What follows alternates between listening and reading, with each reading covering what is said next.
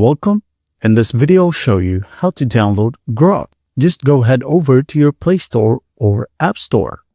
Once it's opened, just go head over to the search function and use the search bar. And here, just type in Grok, G-R-O-K, then hit on enter. Once done, as you can see, Grok, Chat, GPT, and other AI things are listed in here. So go ahead and hit on install besides the Grok app. Hit on install, and as you can see here, it says the app will automatically install when it's available. Also get notified when this happens. Just go ahead and tick on get notified to pre-register for other new apps we think you like. Just go ahead and hit on got it. All right. And as you can see here, it is not available yet for Android.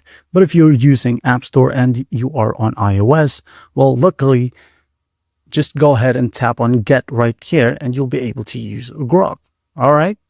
Now, if you don't have Grok for Android yet, just go ahead over to your favorite browser right here. I'm going to open up Chrome.